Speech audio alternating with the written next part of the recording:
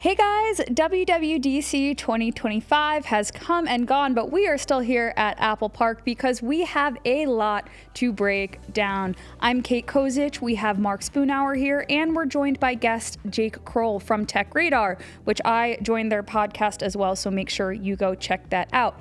But without further ado, let's go down the line and talk about the standout announcement from this year's keynote. Mark, why don't we start with you? Standout for me is usually the thing that gets the best reaction from the crowd. And I think in this particular case, it's got to be iPadOS because it finally gave us the multitasking that we were waiting for. And I think the line is blurring between the iPad and the Mac in a good way. Jake, what do you think? Yeah, I think for me, probably shortcuts on the Mac. I'm really excited about kind of the actually smart integrations. I find your picks very interesting. For me, it was all about the live translation powered by intelligence. Mm-hmm. Did you get a chance to check that out, learn a little bit more about it? I mean, other than like the demo that they showed, I haven't gotten like hands-on with it yet. Did you get a chance? I just love the idea of being able to text with someone in another language and see both at the same time in real time as we're having conversations. I travel a lot. I feel like that's something for me that's going to win. Although if I did have to pick a runner-up, it would be Tim and Craig's little spoof of F1 to promote the upcoming Apple original film. His hair afterwards, I actually have this on good authority that it was AI that generated his hair when he came out of the car. So you too, Mark and Jake, with AI could have that luscious post-race That'd be nice. do. Yeah. All right, well, we'll get working on that. So we have a lot still to dive into, but I think if there was kind of one conversation that we could use to capture the essence of WWDC 25, Mark, I'm actually going to put you on the spot here. You said something to me right after the keynote ended. Do you remember what that is? Yes, I said that WWDC was not about today. It was more about a preview of the hardware, the futuristic hardware that we could see tomorrow. What do you mean by that? Well, it depends on the OS, right? But with, I think, the liquid glass interface, I think it could be a precursor to what we might see on the iPhone 17 Air, if that actually, comes to market, but I think it will. But especially the 20th anniversary iPhone, because there's rumors that it's going to be, all screen, right? So no notch. So what better way to complement a device like that than with a liquid glass interface? So I think in a way, they're sort of like tipping their hand of what could be coming. And then there's two other things. So one is Vision OS, right? That was the big one for me. So the Vision OS 26, which rolls off the tongue. It was pretty cool how you could like pin widgets like around your field of view. But when I saw people doing that, I was like, well, I'm not going to walk around with a 1-pound headset and do that every day. But I would do that with a pair of smart glasses, right? So we know that lots of companies are working behind the scenes on smart glasses, and Apple's not going to say anything about future hardware ever. But we know that they're working on something like this behind the scenes, so I think that should come to fruition. And finally, I think with iPadOS, the fact that it is now better at multitasking, it is more Mac-like, I think it opens the door, at least conceivably, to a foldable iPad, right? Because now it's something that's truly for productivity.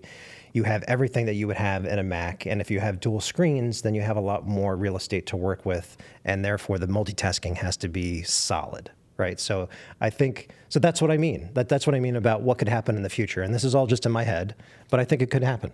Let me throw another idea out there. Mm-hmm. A Mac with a touchscreen.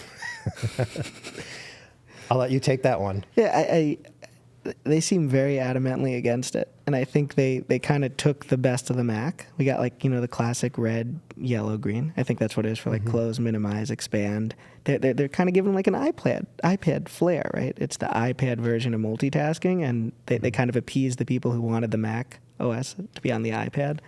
I think it was Tim Cook who famously said when Windows 8 came out and they were putting, laptops and tablets together, he basically likened them to putting a refrigerator and an oven together, a refrigerator and a toaster. Yeah. Right. So I think if they did something like that, we'd have to revisit that line. So I don't see it happening, but I do think the lines are getting closer, they're blurring, and I think it's in a good way.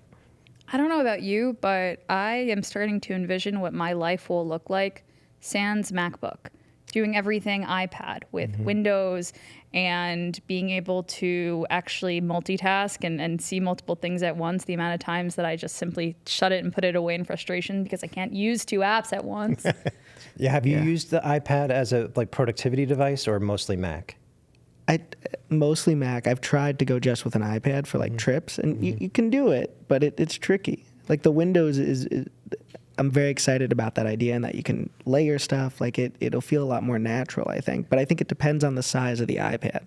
Yeah, I agree that there's like up until now, there's been way too much friction. Like I remember the commercial from a couple of years ago where there's like the iPad is not a tablet, it's a computer. And I said, no, it's not, because my Mac is a computer. Yeah. Now, I think with all the refinements that they're making, including like the menu bar and the True Files app and the multitasking stuff, I think that we're finally getting to a point where someone might consider an iPad as their primary PC. I was having some interesting conversations here at Apple Park following WWDC with people about this exact topic. What are you doing when you go into an Apple store? What advice are you giving to someone who has seen these announcements come out but still doesn't know which is right for them? And I think as the 26 software updates roll out, that's going to cause some interesting conversations to be had between the clerks and the people coming into the store who are in that probably quite large population going in not knowing exactly what they need, right? Yeah, the guidance is going to have to be a little bit better. But fundamentally, I still think iPad is touch first, right? So it's not just for content consumption, it's also for creation. But I think it's still a touch first device. And I think fundamentally the Mac is more for productivity with entertainment like layered on top. So that I think is going to remain the same. But I still think, like especially like for students, for example, who want to travel light, I definitely see people saying, okay, so which one should I get?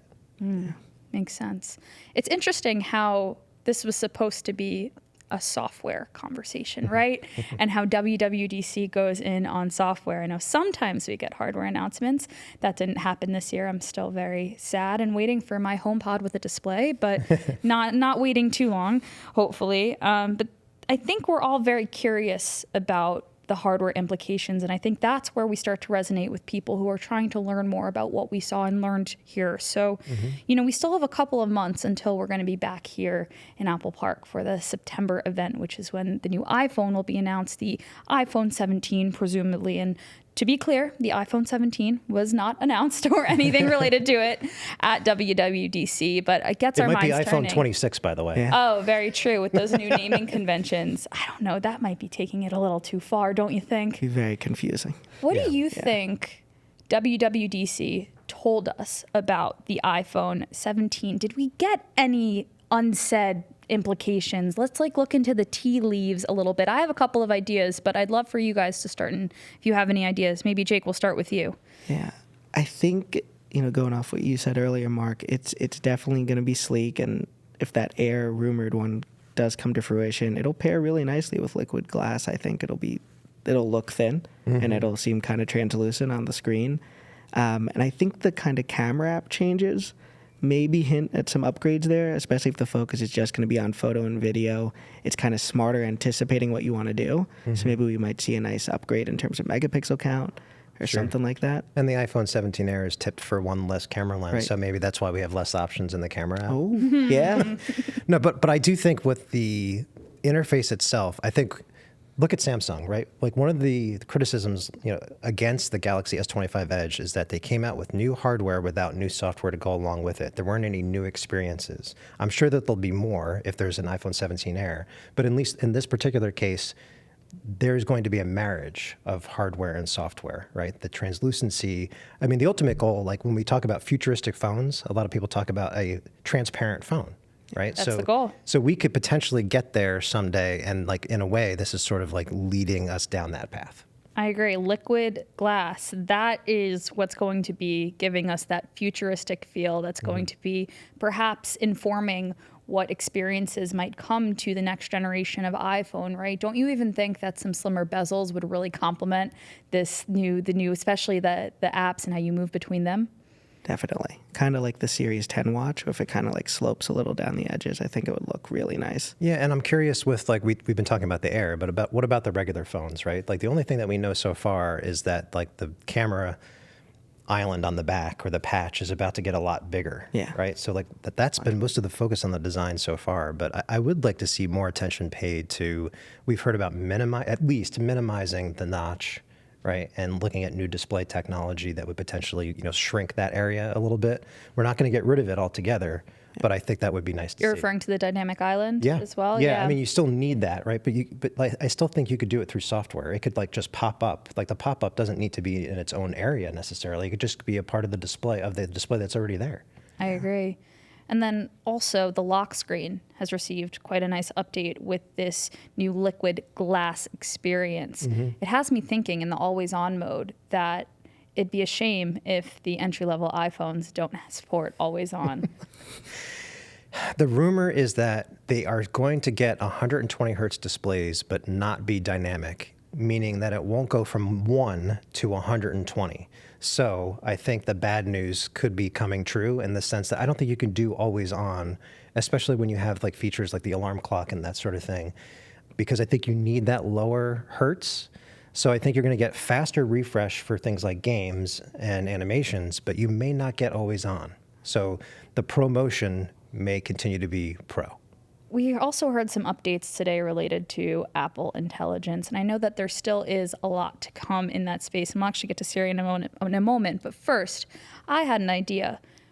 With the pressure to continue developing in the AI space, and more importantly, get users to adopt Apple Intelligence, right, and actually know that it's there. Could you envision Apple saying, "Okay, let's go all in and give an AI button, hardware-wise, on the new phone"?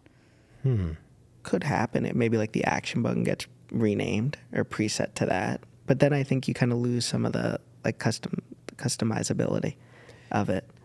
Yeah, because you have the camera control button, which can be used for visual intelligence, right? But an Apple Intelligence button wouldn't necessarily be a bad thing because it would be contextually aware, right? So here's an example, right? So visual intelligence, which is one of the features that's been upgraded in iOS 26, in order to like read the information or analyze the information on your screen, you have to do the screenshot gesture. Correct. And then you have to then like select the item on the screen and then select some options down below. It's a multi-step process for something like AI is actually supposed to be taking steps away, not adding them.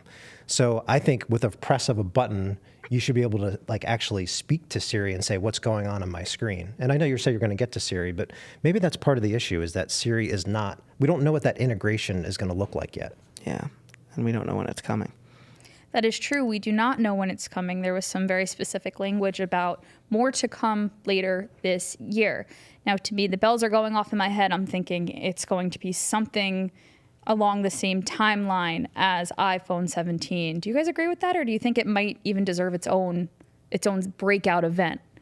I don't know if they'll give it a breakout event, but I think it's going to be a lot longer than iPhone 17. I got some clarity around, because the exact words were in the coming year.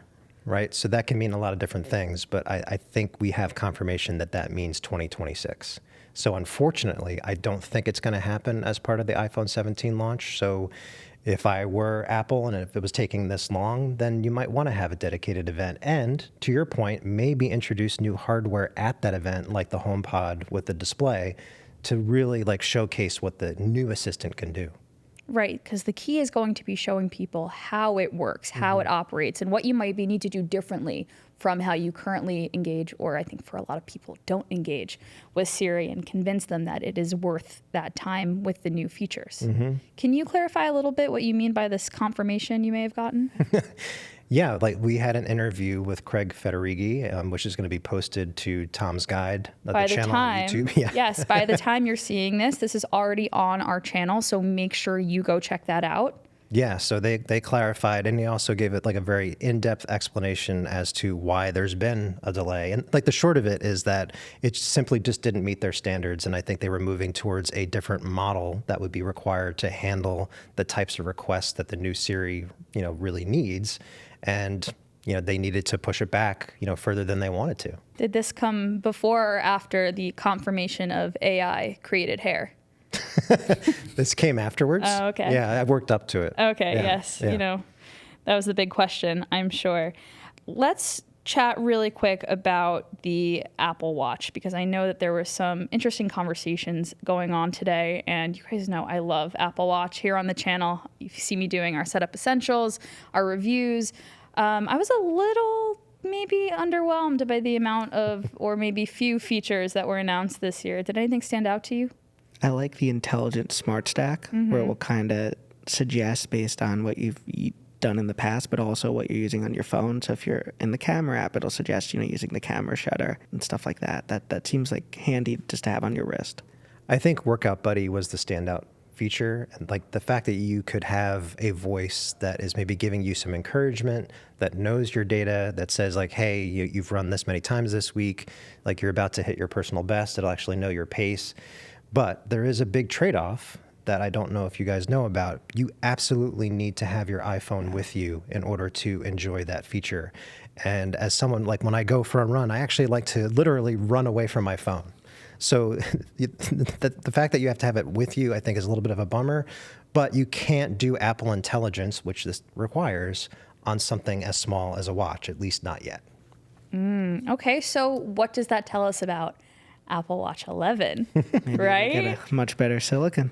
Right? No, it begs the question for sure. I think that the software announcements that we've heard are informing what we can expect to see down the line, whether it be related to hardware that has not yet come from Apple, such as glasses, or even our updates to devices that we're already using every day, our iPhone and our Apple Watch, right? If they can make the silicon, if they could squeeze it down like a model, like a nano-like model into a watch, I think that would be a feat if they could do it. All right, before we wrap up, we're going to do one more round of highlighting a feature that maybe was missed. Did you see anything that wasn't in the main keynote, surfaced afterwards, maybe was a passing thought? I have some good ideas there. I think I saw one thing that you can now use Apple Intelligence. Like, let's say you're on a website and it's like a bunch of tips, for making a pizza. So like the best tips for brick oven cooking. You can now share it out and you can have it jump into reminders and it would automatically curate it, list it out alphabetically, summarize it. That was pretty neat. And that's like, I feel like that could have made the keynote theoretically. Yeah, I had learned that too during the briefing that we had around Apple Intelligence. Yeah. There's nothing else that I've learned so far that wasn't in the keynote, but in terms of like sort of underrated features, I would say like in the phone app, the fact that it can now do the things that the Google Pixel can is important in terms of being able to like screen your calls and also wait on hold for you so you don't have to listen to all of that hold music. So overdue, but still welcome. And if you have an iPhone, it's new for you. Absolutely. I saw videos of that presentation blowing up on TikTok. Speaking of which, you can find a lot more from WWDC on @TomsGuide on TikTok. And I'll give you guys one more that I thought was super cool. The AirPods updates. There are two little AirPods updates that kind of snuck in there. The first of which is the microphone are going to be improved for more studio quality performance. You can actually, not just for phone calls, you'll sound better on AirPods 4 and AirPods Pro 2, but also if we are recording a podcast, creating some other content, theoretically, your AirPods should be much more capable than that. I know that was a much needed upgrade. And then the second of which is pretty cool. The camera control feature on your Apple Watch? Yep. Yeah. So it's been totally reimagined for an AirPods experience where the stem holding it can do a remote capture for your iPhone. So if you don't have an Apple Watch or that's not really what you need, you want to do something kind of subtle. I don't know if you actually have to have an AirPod in your ear for that to work or if you can just kind of hold it like a remote. But I thought that was really cool. That'd be cool if you could do it on the sly, Yeah, it's one of those things where like if it were announced separately, I think it would have been like the top news story of the day. But things get lost when there's so much being announced and when there are such drastic changes, such as a complete software overhaul with liquid display. I thought that was really cool. All right, let me throw it to you guys at home watching. Let me know in the comments about what you were hoping to see from WWDC and then what you're in the future hoping to see from iPhone 17 now that we know more about iOS 26. Maybe iPhone 26 is what we're saying, right? That'll be, I want to see a poll going for that in the comments. I want to say thanks to Jake Krol from TechRadar for joining us. Again, make sure you go check out TechRadar's podcast for more. Then we also have Mark, again, who has an amazing interview. He hosted that with our friend Lance over at at TechRadar as well. That is on the channel. Be sure to check that out. And again, by the time you're seeing this, we're already a couple of days out of WWDC. So we are getting ready for iPhone 17, and all the lead up to that will be found right here on this channel. So make sure that you subscribe, hit that like button, and turn on notifications so you don't miss out. I hope you enjoyed hanging out with us. Thank you both for joining us, and we will catch you next time.